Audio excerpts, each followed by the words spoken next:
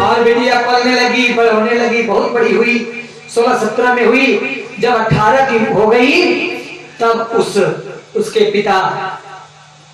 पिता ने अपने स्वजातीय अयोध्या के एक अपने स्वजातीय परिवार के वर को ढूंढा और उस लड़की का शादी जो है तय करके घर आया और आकर के कहता है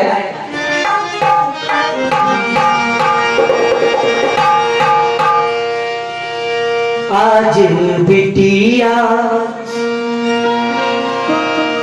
के हाथ पीले रे कहे रो रो बाबूल घरे। हाथ पीले करने वाली बात माँ से कह के रोने लगा। उसकी माँ भी रोने लगी। फिर बारात वाले दिन बारात आया, बारात का सत्कार किया गया। बारात के सत्कार के बाद नाना प्रकार की विधि सारे व्यवहार हुए, फेरे पड़े। फेरे में एक लाइन भाव लगता है, जब तक पूरे ना हो फेरे साथ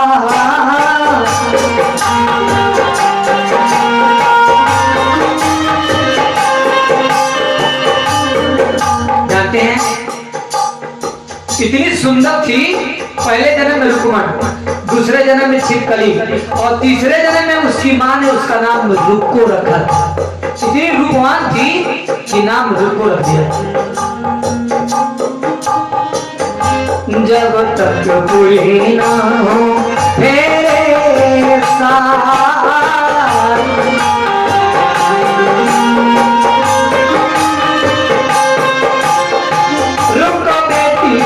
रुको बेटी बाबुल के साथ।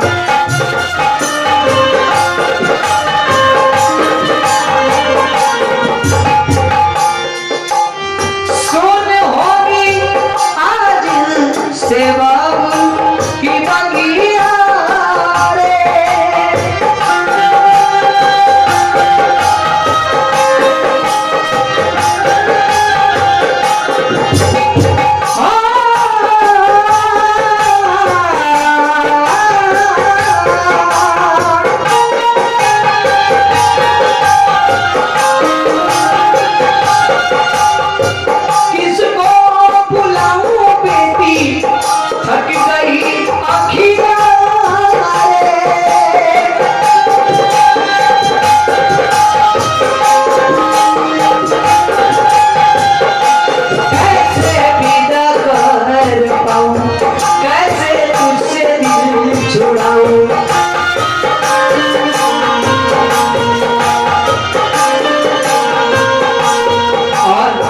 कैसे बनारसी भाव में माता पिता रोए दोनों एक साथ।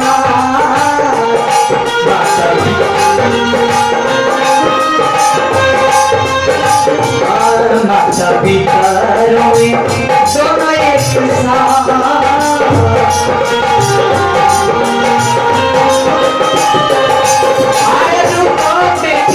रुको बेटी बाबुल के साथ।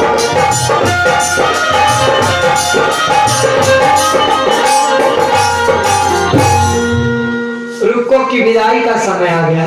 बिटिया के विदाई होने के समय आया। सो जब सुबह हुआ विदाई होने लगा, बेटी ने देखा कि माँ और बाप दोनों इतने रोएंगे। अब इसने अपने कलेजे को थोड़ा सा जो है कि धैर्य दिया और कहा कि पिताजी आप मुझे विदा करते वक्त रोइए मत। कहती है कि मैं गुड़िया तेरे आंगन की,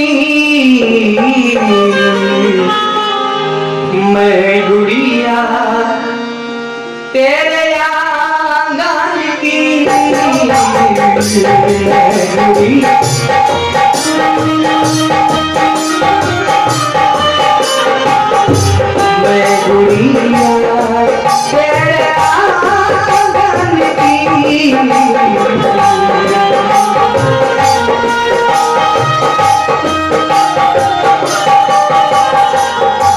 थोड़ी ध्यान दीजिएगा। जब रुको के पिता विदा करने लगे और इतना रोते हैं कि समझाती है बिटिया। कैसे समझा रही है? रुको ओ मेरे बाबुल अब ना रुलाओ, हंस हंस के मेरी डोली उठाओ।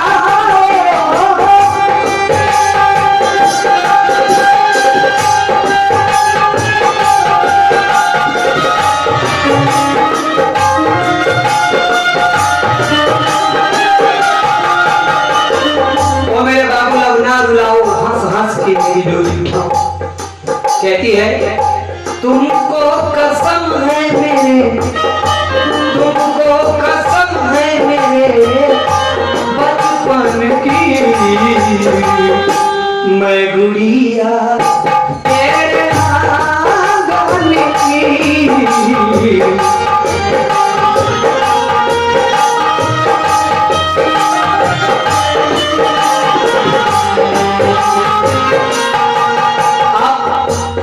कैसे भी विदा लिया, दूसरे माँ के पास पहुंचती है। माँ तो भैया आप छोड़े, माँ माँ होती है, माँ छोड़ी नहीं रही थी। कुछ सहेलियां उसको खींच रही थी लेकिन नहीं छोड़ रही माँ। कहती है क्यों रोती है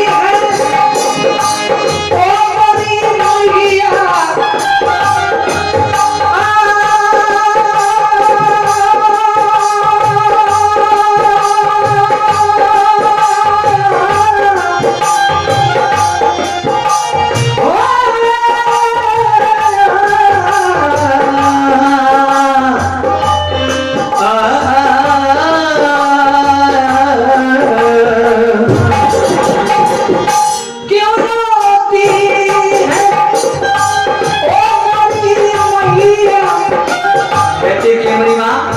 मेरी मैया, बेटी तो भाई है।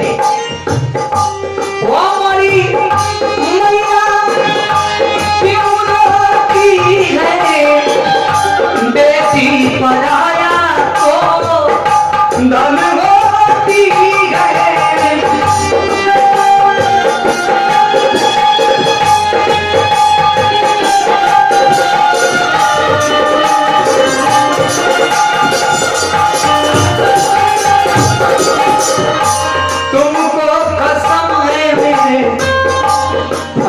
बेटी रोती है तो माँ ही आंसू पोंछती है। तुमको कसम है मेरे आंसुओं की, मैं गुड़िया तेरे आंगन की, मैं गुड़िया।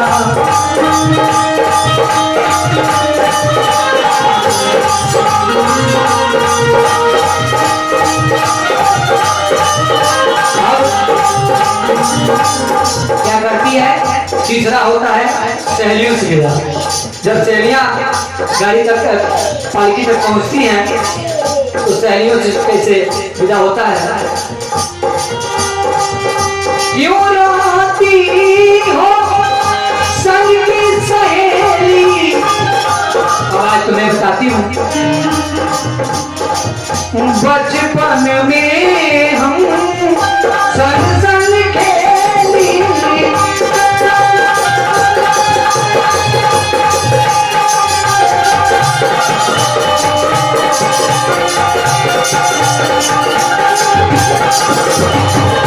माफ करना मुझसे अगर कोई बचपन में गलती हो गया हो तो। तुमको कसम है मेरे, तुमको कसम है मेरे आंसुओं की, मैं गुड़िया तेरे आंगन की, मैं गुड़िया।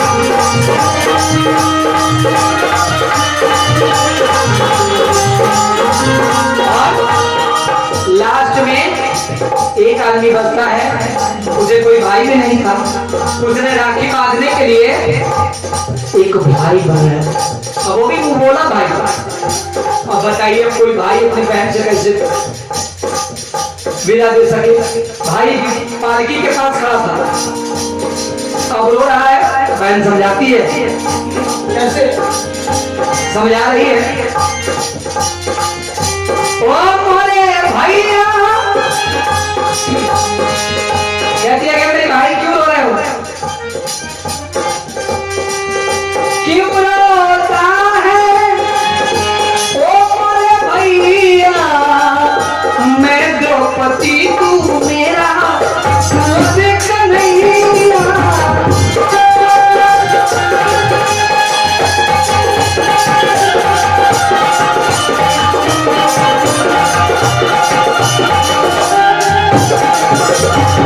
क्यों रोता है मेरा कुंवर कन्हैया, मैं द्रौपदी तू मेरा कुंवर कन्हैया। अब बताती है, तुमको कसम है, बिना करो, तुमको कसम है रक्षा बंधन की, मैं दुनिया तेरे आंगन की, मैं दुनिया तेरे आंगन की, आंगन की, आंगन की।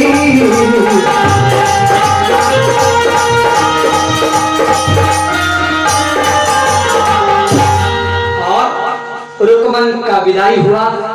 विदा करते समय उसकी माँ ने एक बात कहा कि बेटी, पति पत्नी कैसे रहते हैं आप तुम्हें बताती हूँ। आजकल मैं तो अपने इस कथा के माध्यम से अपनी माता बहनों का किसी प्रकार का आलोचना नहीं करना चाहता हूँ, लेकिन मैंने देखा है कई जगह, एक जगह गांव में मैंने देखा कि एक महिला जो कि अपनी बेटी को सिखा रही थी, ये नहीं कह रही कि तू ससुराल से आई है तो अपने माँ बाप जैसे व्यवहार अपने सास ससुर से करना। उसने कहा कि सुन, ज्यादा तेरी घर सास बोले ना तो सहते सहते रहना, ज्यादा जब तकलीफ हो तो फिर तू जो करना है वो कर ले। पहले की माँ और आज की माँ कैसे सिखा रही है देखिएगा। उसकी माँ जैसे हमारी माता जनक नंदिनी सीता, उनकी माँ ने सिखाया था कि बेटी, घर में कोई भी अगर कुछ कह दे तो बहू को कैसे रहना चाहिए, कैसे रहना चाहिए। कहा कि वो उसको इस तरह से रहना चाहिए कि अपने माँ से जैसा व्यवहार करती है वैसा ही व्यवहार उसको अपने सास से करना चाहिए। जैसा व्यवहार वो अपने बाप से करती है वैसा व्यवहार उसे अपने ससुर से करना चाहिए। जैसा व्यवहार वो अपने ननद से करती है वैसा, जैसा व्यवहार वो अपने बहन से करती है वैसा ही व्यवहार अपने ननद से करे। जैसा व्यवहार अपने भाई से रखती है वैसा ही प्रेम, वैसा ही व्यवहार अपने देवर से रखे। आज की माँ क्या कहे, देवर को अगर ज्यादा बोले तो व्यवस्था कर दियो, मानना नहीं तू क्यों मानेगी। और महाराज उसकी माँ ने कहा कैसे कि बेटी कैसे रहना चाहिए, कैसे रहना अपने पति के साथ। कैसे कहती है कि अपने पति के साथ में औरत को किस तरह रहना चाहिए।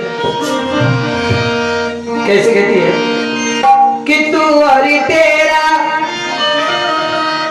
जीवन साथी यूं रहना जैसे दीपक बाती। बेटी जा तू, बेटी जा तू, बेटी जा तू पूछ ले नैना। कहती है बेटी जा और अपने लोर पूछ, आवाज से तुझे मैं एक सीख देती हूँ, उसे सीख ले। कि तू और तेरा जीवन साथी यूं रहना जैसे दीपक बाती। बैर न करना तजना भी रहना। बेटी जा तू, बेटी जा तू, बेटी जा तू पूछ ले नैना। महाराज अपनी बेटी को सीख देकर के उसने विदा किया। और आज हमने सीता माता की माँ जैसी माँ नहीं देखा, मैना जैसी माँ नहीं देखा, जिन्होंने अपने बेटी को सिखाया था कि तुम और तेरा जीवन साथी यूं रहना जैसे दीपक बाती, बैर न करना तेरा बेरहना। अगर कोई चार बात कह दे तो भी। एक गांव में ऐसा हुआ, एक समय आपको बताऊंगी थोड़ी की बात है कि एक लड़की अपने ससुराल गई और बेचारी यहाँ कुछ सीखी थी, बोली थी, जो जैसा थी वैसा करती थी। वहां उसकी सास और उसके ननद ने ऐसा किया, इसको मार के किसी भी तरह से प्रताड़ना करके इसको खदेड़ ही देना है। सास ने उसने इतना, ननद ने इतना प्रताड़ना दिया कि वह बेचारी जब लौट के आई तो अपनी माँ से कहने लगी कि माँ, तुमने मुझे मार ही क्यों नहीं दिया गोद में, जो ऐसे घर में मुझे विदा किया। माँ ने पूछा क्या हुआ? बोली कि माँ, मुझे तो बस समझो कैसे भी जीवित हूँ, उसके बाद कुछ दिन में मेरी लाश तुम्हारे घर में आई। माँ ने कहा बेटी एक बात बताती हूँ, सुन ले। क्या? बोली अब तू जाना, तेरी सास तेरी ननद कुछ भी बोले, मैं तुझे एक दवा दूंगी, वो दवा ले लेना, वो दवा लेके जाना, बस वो दवा तुझे सूट कर जाएगी जो दूंगी। जाते वक्त बेटी ने पूछा कि माँ दवा दे दो कि झगड़ा नहीं होगा। बोले झगड़ा नहीं होगा, जब दवा दूंगी तो झगड़ा नहीं होगा। उसने क्या किया, कुछ नहीं दिया, एक कागज का टुकड़ा दिया, बोली इसको खोलना नहीं। जब जाना, जब तेरी सास और तेरी ननद बोले, चिल्लाए, बस अपने दांत के नीचे रख के इसको दबा के रख लेना। जब तक वो लोग बोले तब तक दांत में इसको बैठा के रखना, जब चुप हो जाए निकाल देना। बस जब वो लोग बोलना चालू करे तब ये क्या करे, अपने दांत में रख के, दांत में रख करके और फिर चुप हो जाए। भाई दांत में रख, अगर दांत में दांत बिठा लिया जाए, कोई गाली दे, कोई बोले ही, कोई कुछ भी करे तो क्या फर्क पड़ता? एक हफ्ते बीते, 2 हफ्ते बीते, सास ने कहा कि भाई ऐसी काट है कि आप इतनी गाली देते हैं, इतना बोलते हैं, इतना डांटते हैं, मगर ये क्या करके आई है कि अब बोलती नहीं है, पहले तो हम लोगों से लड़ती थी। पूछा उसने, सास ने कि सुन, तू तो पहले हमसे लड़ती थी, क्या हो गया तुझे, मैं कैसे आई है तब से? बोली मेरी माँ ने एक दवा दिया है, मेरी माँ ने एक दवा दिया है। क्या? बोली कि ये दवा है। निकाली, बोली क्या है, जरा खोल के दिखा। जब खोल के दिखाया तो उसमें कुछ नहीं था, मात्र एक कागज का टुकड़ा था। उसकी सास उसके पैर पे गिर गई, बोली बेटी हमसे बहुत बड़ी तेरी माँ है, इसलिए माँ को माँ की तरह रहना चाहिए। ये नहीं कहना चाहिए कि बेटी जा रही है ना, बुढ़िया बोले तो खूब मरियो, बुढ़िया बोले ना खूब कचौना काट दिए तुम। ऐसा नहीं करना चाहिए, क्योंकि कोई बेटी भी माँ बनेगी, कोई माँ भी किसी दिन बहू लाएगी। हर आदमी के साथ, सीढ़ियों के साथ साथ एक कार्य चलता रहेगा। इसलिए कभी भी अपनी बेटी को अच्छा सीख देना चाहिए, जैसे रुको को उसकी माँ ने दिया था। रुको अपने घर गई, एक दिन उसकी सास तो बीमार पड़ गई। रुको की सास राजा हरिश्चंद्र के घर में, जो है कि अयोध्या के राजा हरिश्चंद्र के घर में काम काज किया करती थी, झाड़ू पोछा का काम करती थी।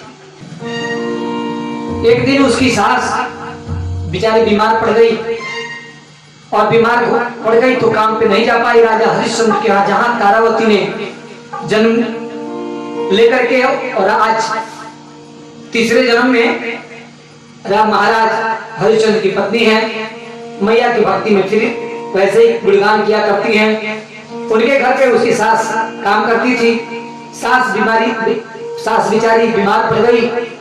सास जब बीमार पड़ जाती है, रुकमन अपने सास के जगह पे काम करने जाती है, कि क्योंकि काम नहीं होगा तो खाएंगे क्या। सास के जगह पे गई, और जब झाड़ू पोछा करने लगी तो तारावती ने देख लिया। तारावती ने देखा कि बुढ़िया के जगह पे एक नई नवी दुल्हन आई है। जब देखा इसको कहती है तो वो पहचान गई। कैसे पहचानती है और बुलाती है कि तू मेरी बहन है, वही आओ, कि तू मेरी बहन है, ये तारा बखाने, कि तू मेरी बहन है, ये तारा बखाने, चाहे माने चाहे ना माने, चाहे माने चाहे ना माने। अब कहती है कि तू मेरी बहन है, पूर्व जन्म की मेरी बहन। अब रुको, हंसती है, कहती है कि रानी मजाक मत कीजिए। कहने लगी तारा वो से पुरानी, कहने लगी तारा वो से पुरानी, चाहे तू माने चाहे ना माने।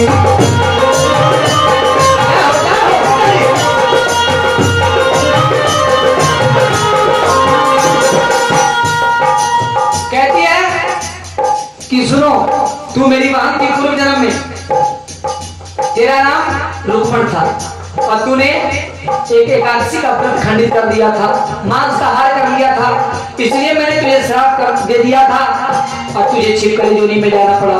तूने परोपकार किया और फिर आई मनुष्य योनि में, तो चल वैष्णो देवी का दरबार है, उस दरबार में कुछ मांग ले। कहती है, कहने लगी तारा वो से पुरानी, चाहे तू माने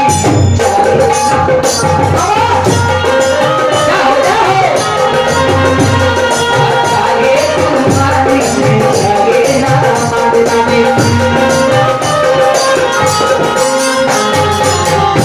बस तारावती ने ऐसा कहा तो कहती है रुक्मण की क्यों मजाक करती है रानी, कहाँ मैं नौकरानी, कहाँ तुम राज रानी, अरे कैसे बनेगी तेरी मेरी कहानी, कहाँ तुम राज रानी, कहाँ मैं नौकरानी। कहती है कि मैं नौकरानी आप राजरानी, भला हम आपकी हमारी मित्रता, मैं आपकी बहन कैसे। सब जब कथा कह के सुनाया तारावती ने, तब उसको कुछ धीरज आया। कहती है चल चल मैया के दरबार में चल, जहां उसका पूजन घर था वहां ले गई वैष्णो देवी के पास और कहती है कि यहाँ कुछ मांग ले। मांगती है मन में कि माँ अगर मुझे एक लाल दे दे तो मैं अपने घर में एक जागरण कराऊंगी, बोल साचे दरबार की। कहती है कि माँ अगर तू मुझे एक लाल दे दे तो मैं भी अपने घर जागरण करवाऊंगी। जी दया की निधि दया की खान माँ जगदम्बा कैसे सुन लेती है उसकी इच्छा पूर्ण होती है। उसको एक बालक होता है और बालक होने के तत्पश्चात एक साल 2 साल 3 साल बीत जाता है, 4 साल बीत जाता है, 5वें साल का वो बच्चा हो जाता है, फिर भी रुक्मो ने अपने घर जागरण नहीं कराया। किसी ने सही कहा है, किसी ने क्या अपने माननीय कविवर महान संतों के अधिपति श्री कबीर बाबा जी एक बात कहे हैं कि आदमी भूल जाता है क्योंकि उसको भूलने की आदत है। रुको ऐसे भूल गई है और जब भूल जाती है तो अपने कबीर की एक पंक्ति याद आई हमको। रुक्मन के उस बच्चे को बुखार आ गया और माता यानी जिसको अपने भाषा में हम लोग चेचक कहते हैं, रुक्मन के उस बेटे को बुखार हो गया और चेचक माता निकल आई और तब उसको याद आया, क्योंकि सही कहा है उस कवि ने बाबा कबीरदास ने कि सुख में दुख में सुमिरन सब करे,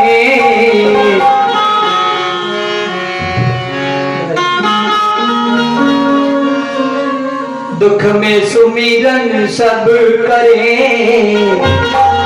सुख में करे न बोल, जो सुख में सुमिरन करे दुख काहे कबीरा, दुख काहे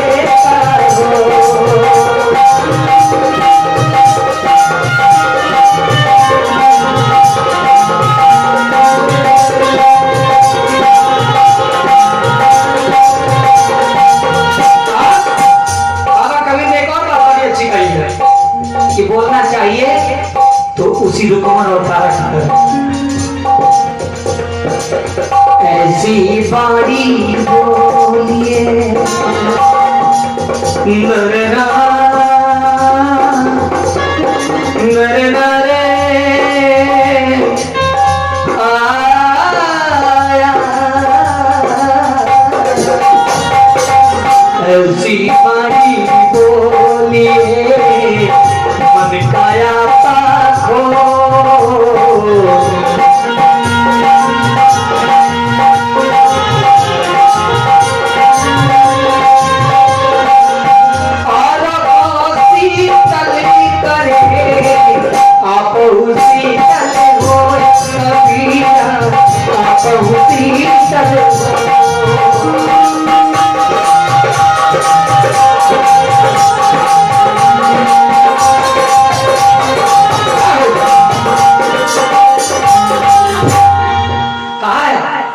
कि दुख में सुमिरन सब करे, सुख में करे ना कोई, जो सुख में सुमिरन करे तो दुख काहे को। महाराज जब दुख पड़ा तो रुको को याद आया और रुको फिर दौड़ती हुई तारा के पास गई। तारा से कहा कि बहन मेरे बच्चे को बीमार हो गया है, मेरा बच्चा बीमार पड़ गया है, बुखार आ गया है, पता नहीं शरीर में क्या निकल गया, छोटे छोटे दाने के तुल्य। तारावती ने कहा कि मैया के पूजन अर्चन में कुछ कमी तो नहीं हो गया। कहती है कि हाँ बहन, 5 वर्ष पहले मैंने तुम्हारे घर पे बोला था कि यदि मुझे लाभ दोगी तो मैया मैं अपने तुम्हारा एक भव्य जागरण अपने घर कराऊंगी। गई माता के दरबार में और जाकर माफी मांगा, बोली मैया मेरा बच्चा ठीक हो जाए मैं तुरंत ही तुम्हारा जागरण कराऊंगी। मैया ने उस रुको का सुन लिया और उसका बच्चा ठीक हो गया। महाराज बच्चा के ठीक होते ही उसने तुरंत व्यवस्था किया जागरण का, और जागरण व्यवस्था करने के लिए जानते हैं तारा के पास गई, तारा से लिस्ट बनवाया, रोड़ी अक्षत फूल गाय के घी नाना प्रकार के सामग्री, माता के लिए चुनरी वगैरह क्या क्या जितने भी विधान है जागरण के अंदर उतना व्यवस्था, पान सुपारी नारियल सारा व्यवस्था करने के लिए तारावती ने बताया। व्यवस्था हुआ, लेकिन कहा कि जाओ पंडित जी से कहना कि हमारे घर जागरण करना है। आइए वो कहीं बिचारी और जाके पंडित से कहती है कि पंडित जी मेरे गुरु महाराज मेरे घर जागरण कर दीना। पंडित जी मेरे गुरु महाराज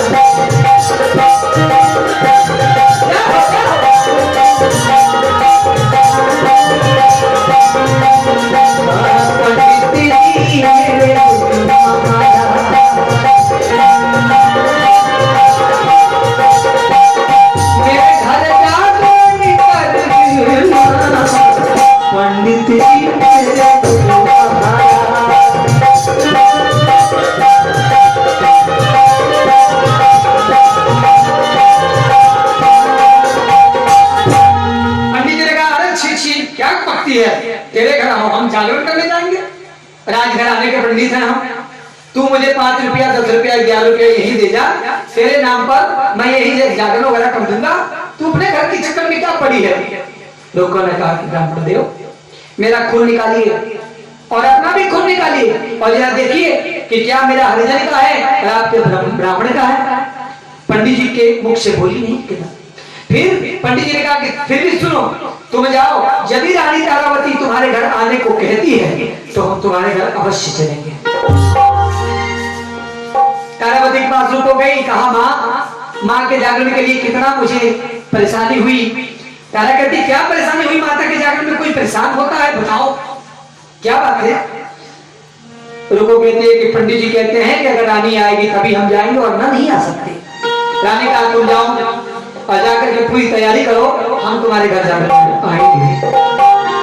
इधर गांव में, इधर पूरे राज्य में पता चल गया कि रुको के घर रानी जाएंगी जागरण में, तो सब लोग चर्चा में थे। राजा का दाढ़ी बना रहा था उस वहां राज्य का नाऊ नाई जबरदस्ती पानी लगाते लगाते दाढ़ी में थोड़ा सा मुख में चला गया। राजा ने कहा दुष्ट, तुझे शर्म नहीं आती कि तू राजा के दाढ़ी का पानी मुख में डाल दिया। नाई ने कहा प्रभु ये तो आप ही के दाढ़ी का पानी है।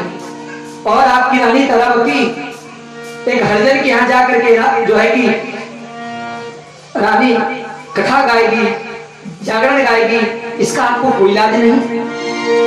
तो जानते हैं राजा ने क्या किया? दुष्ट, यदि मेरी पत्नी पतिव्रता पत्नी है, मेरे कहे बिना वो कहीं नहीं जा सकती, और यदि गई भी, अगर नहीं गई तो मैं तेरे और पूरे परिवार के सहित तुझे मरवा दूंगा।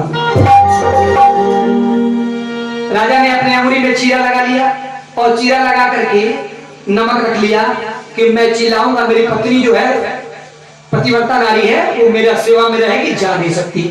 जागरण का दिन आया, और जिस दिन जागरण था उस दिन, जिस दिन जागरण था उसी दिन इसने ऐसा किया। राजा ने लगा रोने चिल्लाने, इधर उसके घर तैयारी हो गई, बहन के यहाँ रुको, के यहाँ रुको, बेचारी देख रही है, सब लोग देख रहे, रानी नहीं आई, रानी नहीं आई। रानी आए तो ज्योति प्रज्वलित किया जाए। बोल साचे दरबार की, जगत जननी जगदम्बा महारानी ने अपने भक्त की परीक्षा ली। देखिए कैसे तारावती का पति सो नहीं रहा है, वो अपने पति के चरणों में बैठी सेवा कर रही है, और नहीं सोने के लिए माता से प्रार्थना करी है, माँ इसको राजा को सुलाओ वरना बहन के जागरण नहीं होगा। वो कैसे कहती है कि माँ आओ माँ दया करो, मुझ पे माँ कृपा करो, राजा को सुला दो मेरी माँ तेरे। तो आओ माँ दया करो, मुझ पे माया करो, राजा को सुला दो मेरी माँ तेरे। आओ माँ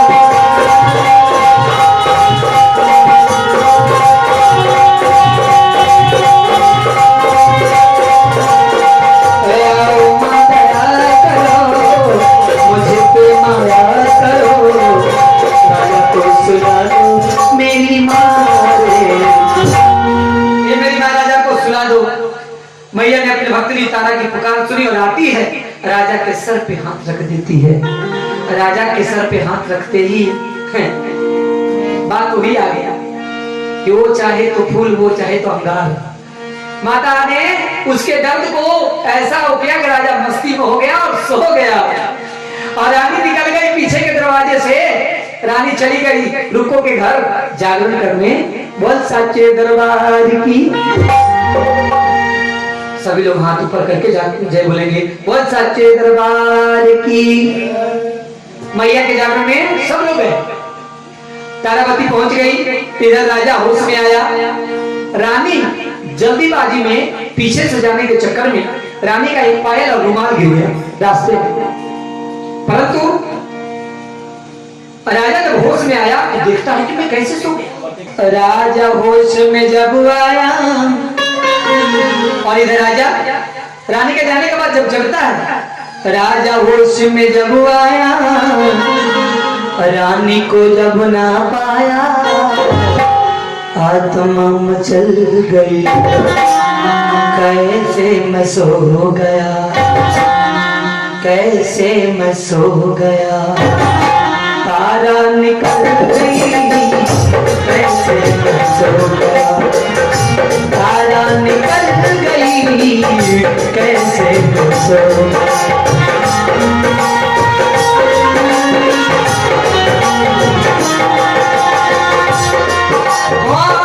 कैसे मैं सो गया, तारा निकल गई, कैसे मैं सो गया, तारा निकल गई। राजा होश में जब आया, रानी को जब ना पाया, आत्मा मचल गई हो, कैसे मैं सो गया, तारा निकल गई, कैसे मैं सो गया, तारा निकल गई, कैसे मैं सो गया। महाराज राजा चिंता में पड़ गया कि इतना बड़ा घाव, मैं कैसे सो गया, क्यों सोया मैं। राजा ने अपना घोड़ा निकाला, सवारी किया, बैठा और चल पड़ा रुको के घर। बीच रास्ते में देखा कि रानी का पायल, ये तो रानी का पायल है, ये रुमाल रुमाल भी मिला, रानी का है। इससे पता चल गया कि रानी रुक्को के घर ही गई है, उसके घर ही गई है जागरण करने के लिए। राजा जाता है और उधर जो है रुक्को के घर में आटे की जुत बना करके रानी ने आटे की जुत बना करके लौंग इलायची उसमें लगा करके रोड़ी से रंग करके देसी घी के दीपक जला करके माता के चरणों में रख दिया था और पहला वंदना शुरू किया था गणेश जी का। वक्रतुंड महाकाय सूर्यकोटि समप्रभा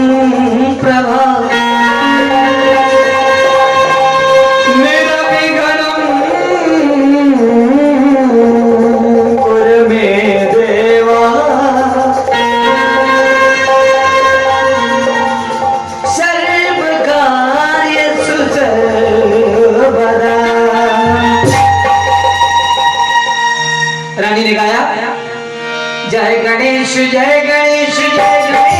देवा, माता जाति पार्वती पिता महादेवा।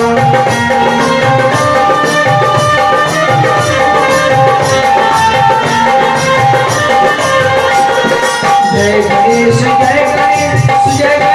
देवा, माता जाति पार्वती पिता महादेवा।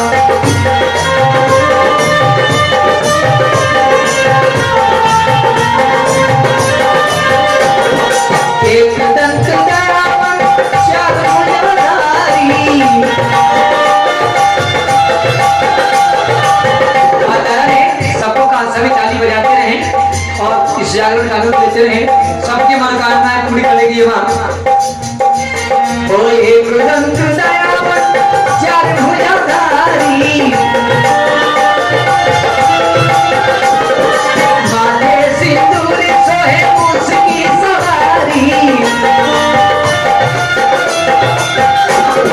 जय गणेश देवा, माता जाति पार्वती पिता महादेवा।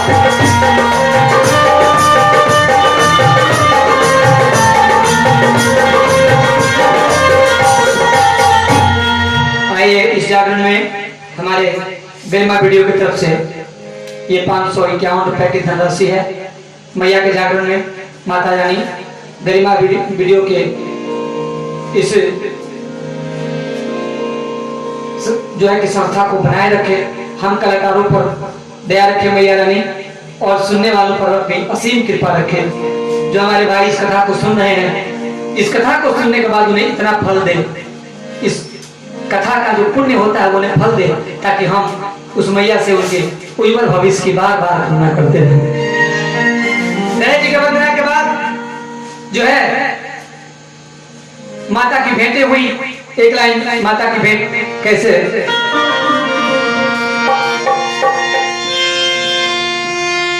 माता जी को याद करे वो लोग निराले होते हैं।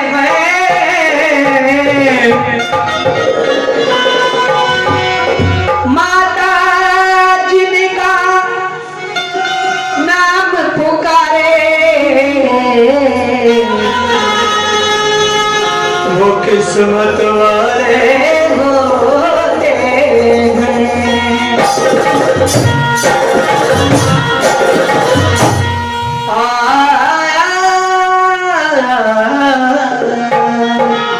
चलो बुलावा आया है, माता ने बुलाया है। चलो बुलावा आया है, माता ने बुलाया है। चलो बुलावा आया है, माता ने बुलाया है। चलो बुलावा आया है, माता ने बुलाया है।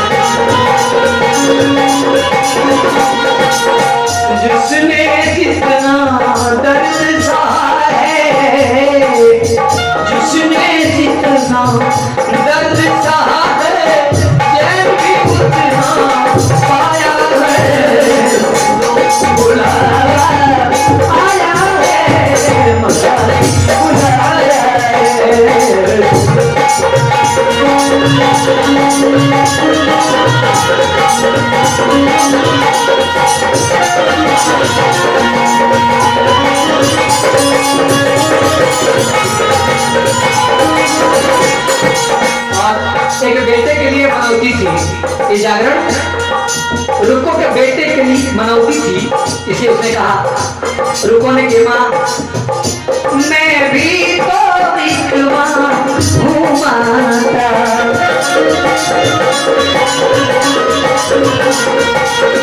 माही बाप पहचाने बेटे का सुख क्या होता है, और भला कोई क्या जाने बेटे का सुख क्या होता है, और भला कोई क्या जाने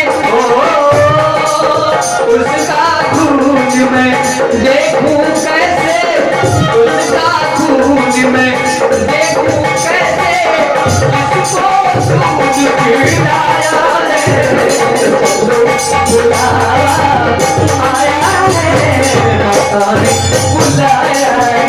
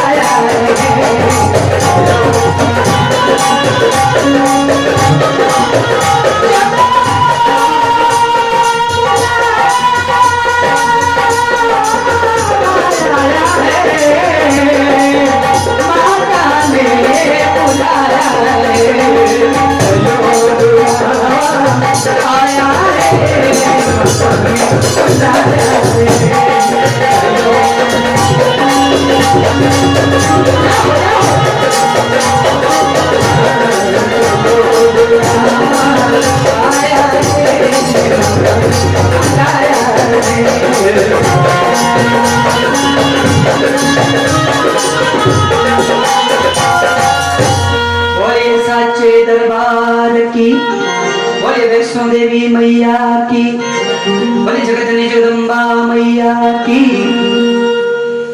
इस तरह रुक्को के घर जागरण रानी ने पूर्ण किया और राजा हरिश्चंद्र बाहर से ये सारा जो खेल तमाशा देख रहा था। ऐसे ही भोर हुआ, रानी ने नंदलाल की भी कथा को इस जग में, इस जागरण में दिया। रानी तारा ने नंदलाल का भी कथा सुनाया। राजा नंदलाल प्रजापति परिवार से राजा नंदलाल, वो वैसे राजा नहीं थे लेकिन भक्तों में राजा थे। एक भक्ति ऐसा भी होता है कि भगवान नहीं जानता कि वो मेरा कितना भक्ति कर रहा है, भक्त ये नहीं जानता कि मैं कितना भगवान का भक्ति कर रहा हूं। नंदलाल का भी कथा सुनाया था रानी ने। नंदलाल की कथा के बाद रानी ने इस तरह की कथा का उसी दिन से विधान हुआ। सुबह में हलवा और चने का प्रसाद के जगह पर जो हलवा चना चढ़ता है मैया को, उसके जगह पर मैं आपको बताता हूं।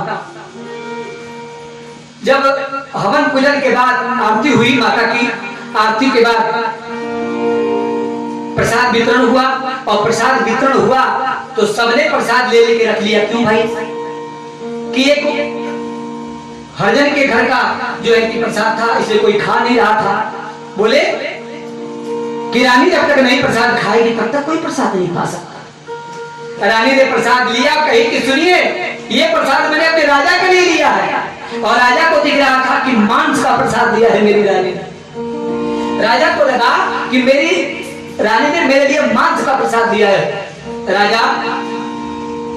रानी ने प्रसाद खाया, राजा आया, रानी जब चलने लगी रुको के घर से, तब राजा बोला कि सुन, तू मेरी पत्नी है और रघुकुल की रीति को बिल्कुल तूने खराब कर दिया। रामचरितमानस में जो बात लिखी गई कि रघुकुल रीत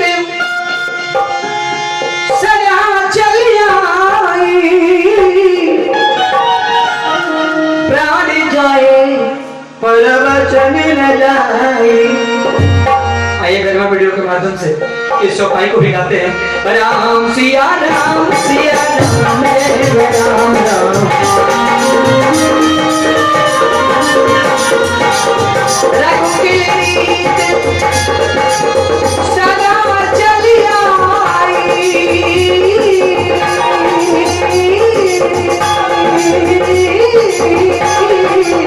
प्राण जाए परवच मेरा जाए।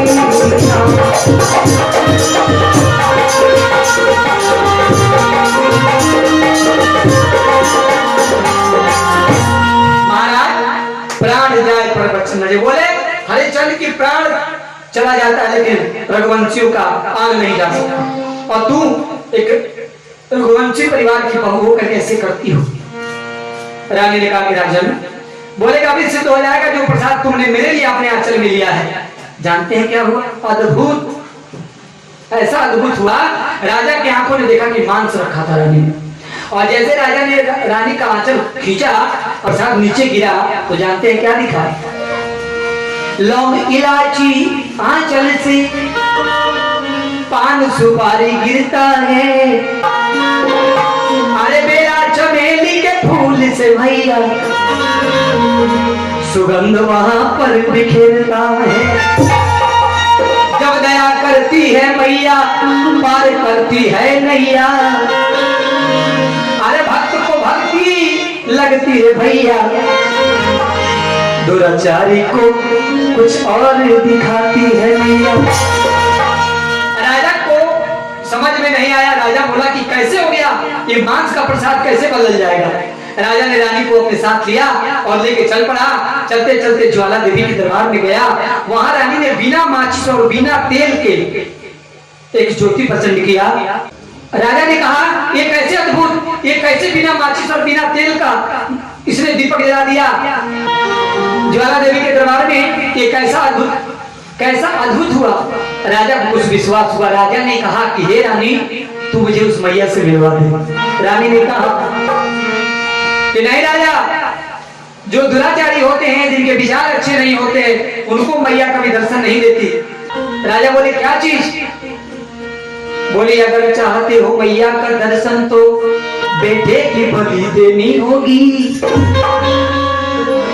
तब मैया के दर्शन मिलेगा। राजा ने कही होगी। रानी के बात पे राजा गुस्साया, कहता है तू क्या माँ है? तेरे से अच्छी डायन होती तू कैसी अबला माँ है? बोले तुझसे अच्छी तो डायन होती है जो अपने बच्चे को भी नहीं खा पाती। तू तो डायन के जैसा काम कर रही है। इतने देर में माँ और बाप में बात हो ही रही थी, तब तक उनका पुत्र रोहितास आता है। और रोहितास कहता है कि पिताजी एक बेटे के बलि देने से माँ के दर्शन हो जाए तो रघुकुल रीत सदा चली आई, प्राण जाए पर वचन न जाए। आप एक बेटे के लिए ऐसी क्यों बातें कह रहे हैं? आप मेरा बलि दीजिए और माँ का दर्शन कीजिए। राजा को कुछ समझ में आया और राजा ने अपने बेटे की बलि दे दी, लेकिन फिर भी माँ दर्शन देने नहीं आई। राजा ने जब देखा कि बलि देने के बाद भी माँ दर्शन नहीं दी, तब राजा ने अपनी औरत तारावती से कहा क्या कहा कि रानी तू झूठी, तेरी माँ झूठी। जब माँ को झूठी कहा, रानी विकराल रूप में आई, बोली राजन तू अपने बेटे से भी ज्यादा अपने उस घोड़े से प्यार करता है जिस घोड़े से तू कई बार युद्ध जीत के आया है। इसलिए राजा तू अपने अमूल्य संपदा को अभी दान नहीं किया है, अभी तूने दिया नहीं है मैया को। अगर तू अपने घोड़े की बलि दे तब मैया तुझे अवश्य दर्शन दे सकती है। राजा ने कहा जब बेटा नहीं तो राजकाज, ये राजकाज क्या होगा? बेटा ही नहीं होगा तो क्या होगा? सब घोड़ा क्यों हाथी क्यों, सब बेकार है। राजा ने घोड़े को मंगाया और तलवार मंगाया और फिर मैया का जयकारा बोल करके उस घोड़े को भी बलि दे दिया। घोड़े का सर धड़ से अलग हुआ और इस पर मैया आई सिंह पे सवार होकर के। बोल साचे दरबार की, बोल भक्त और भगवान की। अरे सिंह पे सवार होके दौड़ी चली आई, सिंह पे सवार होके दौड़ी चली आई। हो गया करिश्मा, हो गया करिश्मा, हो गया करिश्मा, सिंह पे सवार होके दौड़ी चली आई, सिंह पे सवार होके दौड़ी चली आई। देखिए मैया सिंह पे सवार होके आई, रानी को दिख रही है परंतु राजा को नहीं। रानी ने माता से कहा कि माँ मेरा राजा बहुत भूल किया, इसके लिए क्षमा करो। राजा कहा कि मैया तुम मुझे दर्शन नहीं दे पा रही। राजा ने कहा कि सुनो मुझे माँ को दिखाओ।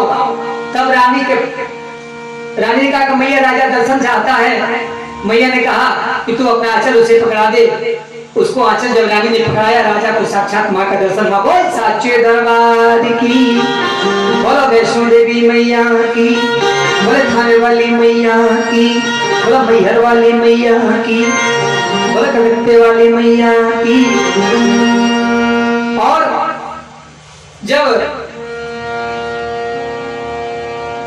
दर्शन दिया माँ ने कहा कि अब तू अपने बेटे को बुलाओ। राजा बेटे को कहता कैसे बुलाऊं, ये कैसे हो सकता है, मैया के सरकार में कहां से बेटा आएगा, पत्नी है। तो मैं बोला कि नहीं, तुम तेरी पत्नी और तेरा बेटा ये तीनों होंगे तभी मैया तेरे घर पे आसमान देगी। अब इसके बाद क्या हुआ? अरे राजा को ऐसे दिखा कि मैंने ही अपने बेटे की बलि दी थी, कैसे आएगा बेटा। राजा ने पुकार किया कि मेरी माता शेरावाली कैसे आएगा वो मेरा लाल।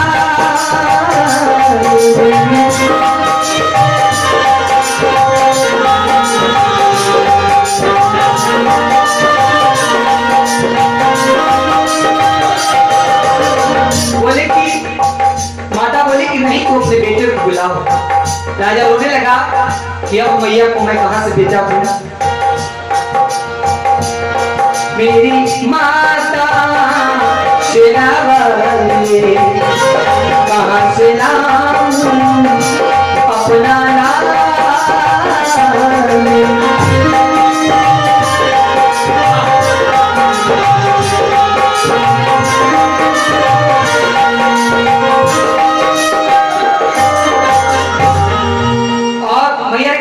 चिल्ला के बुलाओ।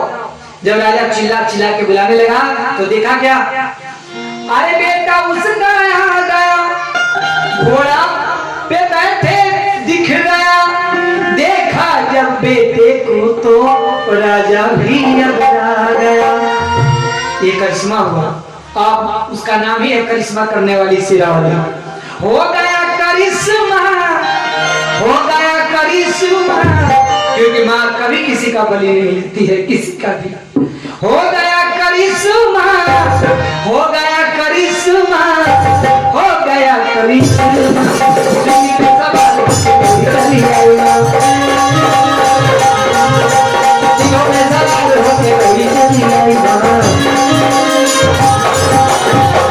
और इस तरह से माता ने दर्शन दिए और तारा से कहा कि बेटी रुकमन तू अब मेरे धाम में अपना स्थान बनाओगी। इधर ये दोनों मोक्ष को प्राप्त हुई और राजा ने रुको और तारा की दोनों बहनों के लिए अयोध्या में पावन पवित्र मंदिर, एक भव्य मंदिर बनवाया, शेरावाली का मंदिर और साथ में इन दोनों भक्तनियों का मंदिर बनवाया। बोल साचे दरबार की। इसलिए बंधुओं भक्तों, उस समय के बदले आज मैया के जागरण में हलवा और चना इसलिए चढ़ता है, जानते हैं क्यों? राजा ने अपने बेटे की बलि दी, इस वजह से जटा वाला जो नारियल है वो चढ़ता है। माता ने कहा था रानी तारावती से, क्योंकि तारावती ने मांग किया था कि माँ कोई अपने बेटे का बलि नहीं देगा कलयुग में, इसलिए माँ मुझे आज ये वरदान दो कि कलयुग के भक्तों पर बलि लेकर के नहीं, वरना दूसरी चीजों से प्रसन्न होना पड़ेगा। मैया ने कहा बेटी मैं तुझे वरदान देती हूँ, जा कलयुग वाले अगर हृदय से नारियल मुझे भेंट दे देंगे तो मैं उस नारियल को, देखिएगा नारियल में जटा होता है बालों की तरह, उस जटे को मैं बाल समझूंगी और उसके खोपड़े को उसका सर समझूंगी, जो तूने अपने बेटे का सर दिया था वो समझूंगी, उसके अंदर के पानी को मैं खून समझूंगी, उसके अंदर के जो गुद्दे को मांस समझूंगी, यदि वो चढ़ाते वक्त समझा कि मैंने अपना सर दिया। और घोड़े के रूप में चना और मांस के, लड़के के रोहित के जो मांस था उसके मांस के रूप में हलवा अगर कोई मुझे प्रेम से दे दे, मुझे प्रेम से खिला दे, मुझे प्रेम से श्रद्धा सुमन अर्पित करे, 9 कन्याओं को बिठा कर पूजन करे, मैं उसकी सारी मनोकामनाएं पूर्ण करूंगी। बोलिए सच्चे दरबार की, बोलिए सच्ची शेरावाली मैया की।